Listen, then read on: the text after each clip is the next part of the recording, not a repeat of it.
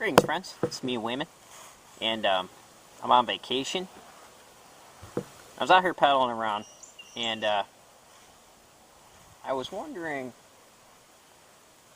about the Woods of Jordan, and I had a question for him. I don't know if he gets time to answer this, but I've been asking a lot of questions because I find the whole process interesting.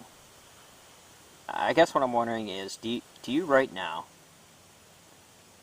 think that there's anything that can be salvaged from your old belief system? If no, why? And if yes, what would that be? Like, I'm wondering, I know you're just working through everything, but right now, what do you plan on throwing out, and what do you feel that you would like to keep from that? And if there was anything that you could fix about it, what would that be? I know you talked about the hypocrisy. That seems to be a big problem for a lot of people who leave. I guess what I'm also wondering is,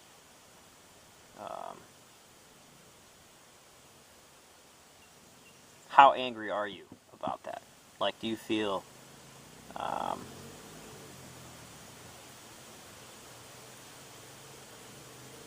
I guess what I'm saying is, I don't want you to be consumed by anger. If you could skip the anger part and go right to the education part, meaning that skip the anger part. Naturally, you're going to have some feelings, but a lot of people dwell on this stuff for years. And it's just exhausting, and it can run a person down. And I've seen a lot of YouTubers go through this when they leave fundamentalism. I went through it when I left, and I wished I could have skipped a large portion of that process. So I guess I'm wondering, like, and I'm kind of hoping that you're able to skip it, get right into the research, and then you're kind of doing it now, educating people about your experience. And then a lot of people jump right into the kind of stuff they wanted to explore all along about theological ideas, textual criticism, and history, and the ideas of religion that were romanticized about history. Because the shortened version of religious history is far different from the actual historical version. And a lot of times, religion will give you the romanticized version. So, like, I went through it. Guess if you need any help on that with religious research, I could recommend a whole bunch of books. Just let me know what topic you're currently thinking about right at the moment, and because as you progress, you want to learn more things. And I hope that, like, as you become more educated about it,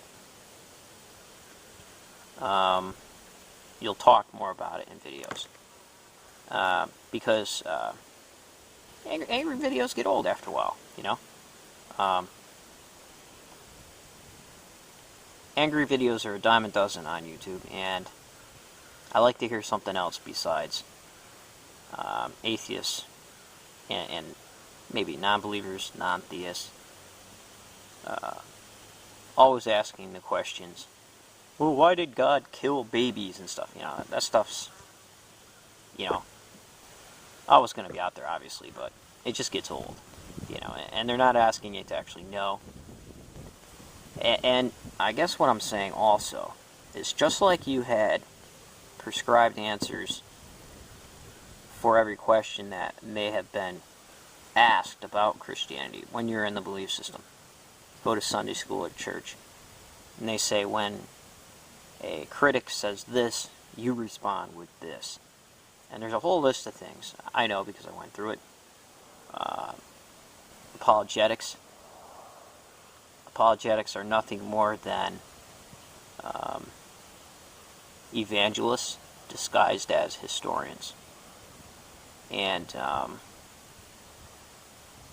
I don't think apologists need to work as hard as they do if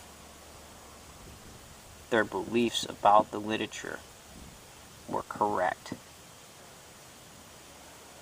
My idea of it is the literature is like a piece of art, and you can interpret that many different ways. And some people will force you into those interpretations. Some people will hijack the literature. But if you just sit down and take the time to read the base literature, at least you'll know and you'll be able to use it for your advantage.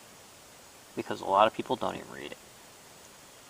And that's one of the things, like, it took me a long time to get through the base literature. Once you do that, you know what the base literature says. You can find out what everybody thinks about it. And also, you can compare and contrast, and in doing that, maybe ask better questions that maybe the prescribed answers weren't prepared for. So, I see a lot of comments where believers are lamenting that they were more educated about it. And by saying trusting God, all you need is faith, and history's not important, knowledge is for the, the pursuit of knowledge is for, like, the unbeliever or the worldly person. What you need is a spiritual understanding. Baloney. That's the biggest scandal of the evangelical mind. When they quit learning, that's when the boat sank. And what I'm worried about is Newt Gingrich. He's the head of the Christian Coalition in government. He's coming back to run for president. So hopefully there won't be too much retaliation against the current administration for policies that they didn't do, that we revert back to fundamentalism. That'd be terrible. So I don't know. Sorry to get off on politics, but take care, friends, and be well. And remember, if everybody's thinking alike, then somebody isn't thinking.